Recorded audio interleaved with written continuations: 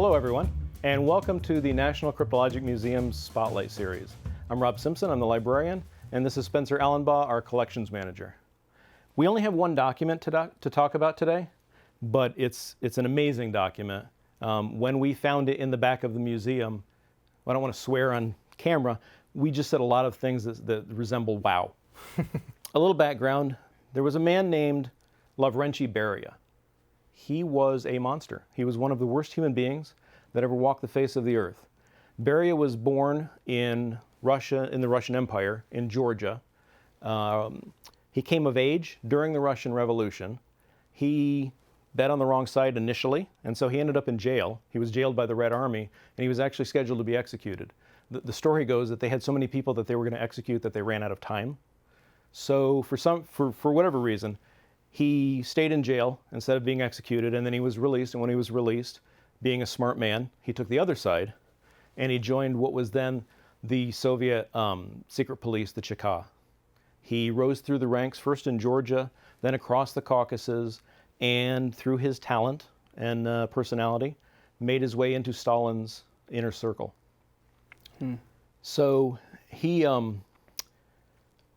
a very smart strategy of ingratiating himself with Stalin. He made up an imaginary conspiracy against Stalin and then put it down. And so it was a two-part plan where he cemented his position with Stalin and got rid of his rivals.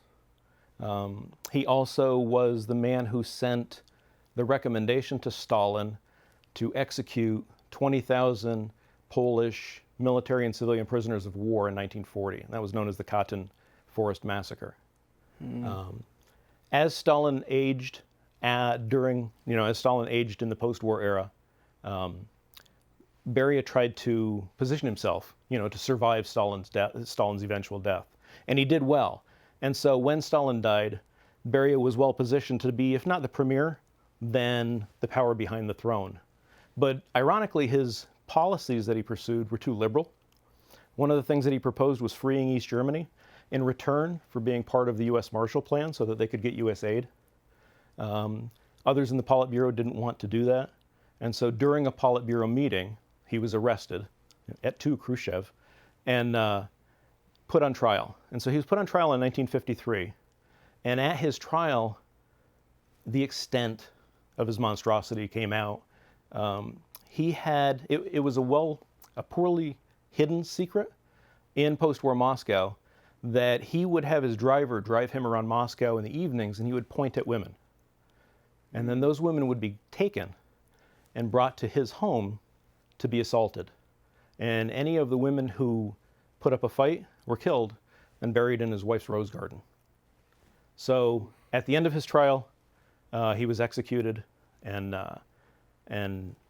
the Soviet Union let people know about his atrocities to give them an excuse to have executed him. But he was really killed, in a political struggle. This document is from the 1920s, and so it's when he was still in Georgia working for the Georgian secret police. And so it's a really interesting document because you can see that it is kind of a form letter. It's pre-printed. The top part here is in Georgian, and then the middle part here is in Russian. The paper, as you can see, is in very poor shape, and that's because paper of the era, generally across the world, was mass-produced, and so it was wood pulp instead of the older linen, and so it didn't last very well. And this being an arrest warrant, it wasn't handled, with a preservation in mind. You can see that it's folded many times. It's actually ripped down the middle where it was folded. The pink here is Beria's signature, and that was when we pulled this out and someone brought it to me and said, "Rob, what is this?" I saw Beria on here, and that's when I said those words. Up at the top here is very faint, but in Russian it says Srochna and Sekretna.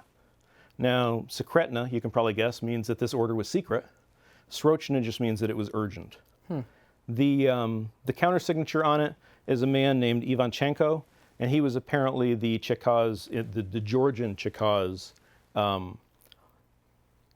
prosecutor or investigator for economic crimes. So this poor guy, Alexander Meglijev, apparently committed some sort of financial crime. And that's all we know about the story. But it's a very unusual piece.